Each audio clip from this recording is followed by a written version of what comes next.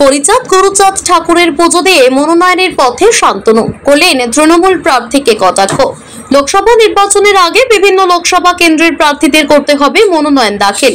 এবার মনোনয়ন দাখিলের পথে পা বাড়ালেন বনগাঁ লোকসভা কেন্দ্রের বিজেপি প্রার্থী তথা ঠাকুরবাড়ির অন্যতম সদস্য এবং বিদায়ী সাংসদ কেন্দ্রীয় প্রতিমন্ত্রী শান্তনু ঠাকুর। এদিন ঠাকুরবাড়িতে হরিচাঁদ গুরুচাঁদ ঠাকুরের মন্দিরে গিয়ে পুজো দিয়ে মনোনয়ন দাখিল করার উদ্দেশ্যে রওনা হলেন বনগাঁ লোকসভা কেন্দ্রের বিজেপি প্রার্থী শান্তনু ঠাকুর। সকাল 9:55 গাইঘাটার ঠাকুরনগর ঠাকুর বাড়ি থেকে দলীয় নেতৃত্ব এবং কর্মী সমর্থকদের নিয়ে বারাসাত জেলা শাসকের দপ্তরের উদ্দেশ্যে রওনা হন বিজেপি প্রার্থী। এদিন সংবাদ মাধ্যমের মুখোমুখি হয়ে তিনি জানান, 2019 সালে লোকসভার সময় রাজনীতির কিছুই বুঝতাম না, যার কারণে সমস্যা হতো, তবে এখন আর কোনো সমস্যা হয় না। আসন্ন লোকসভা নির্বাচনে জেতার পর যশোহর রোড চওড়া করার কাজ করার ইচ্ছে রয়েছে, পাশাপাশি বনগাঁতে একটি এয়ারপোর্ট করার ইচ্ছে রয়েছে। নাগরিকত্ব সংশোধিত আইন CAA প্রসঙ্গে বিদায়ী সাংসদ তথা কেন্দ্রীয় প্রতিমন্ত্রী শান্তনু ঠাকুর জানান, CAA ভারতবর্ষের সকল মানুষের অধিকার, যারা আবেদন করবেন তারা সকলেই নাগরিকত্ব পাবেন। এদিন মনোনয়ন দাখিলের পথে পা বাড়িয়েও তৃণমূলকে তীব্র কটাক্ষ করতে ছাড়লেন না বিজেপি প্রার্থী শান্তনু ঠাকুর।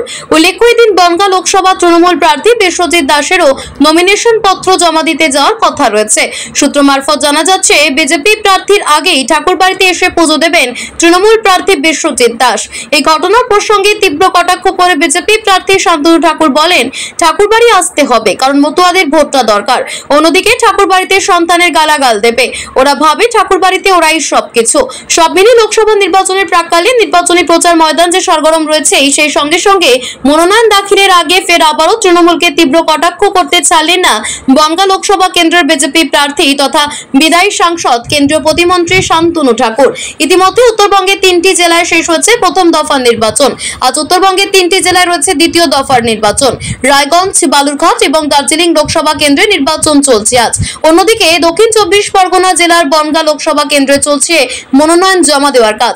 এদিন মনোনয়ন জমা দিতে পা বাড়ালেন বনগাঁ লোকসভা কেন্দ্রের বিজেপি প্রার্থী। তৃণমূল প্রার্থীরও মনোনয়ন জমা দেওয়ার কথা রয়েছে আজই। নির্বাচন কমিশনের ঘোষণা অনুযায়ী আগামী 20 মে অর্থাৎ পঞ্চম দফায় রয়েছে বনগাঁ লোকসভা কেন্দ্রের নির্বাচন। এই লোকসভা নির্বাচনে বনগাঁ লোকসভা কেন্দ্রের বিজেপি প্রার্থী রয়েছেন ঠাকুর পরিবারের অন্যতম সদস্য শান্তনু ঠাকুর। অন্যদিকে তৃণমূলের প্রার্থী করা হয়েছে বিশ্বজিৎ দাসকে এবং কংগ্রেস প্রার্থী রয়েছেন প্রদীপ বিশ্বাস।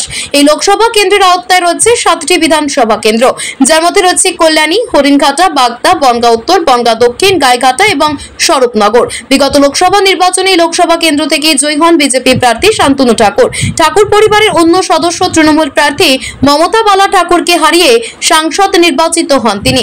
বনগাঁ লোকসভা কেন্দ্রের অন্তর্গত 7টি বিধানসভা কেন্দ্রে 2021-এর বিধানসভা নির্বাচনে 5টি বিধানসভা কেন্দ্র দখলে আসে গেরুয়া শিবিরের। অন্যদিকে 2টি বিধানসভা কেন্দ্র দখলে যায় তৃণমূলের। ফলে আসন্ন লোকসভা নির্বাচনের ফলাফল কি হবে তা বলা যাবে জুন মাসের 4 তারিখ।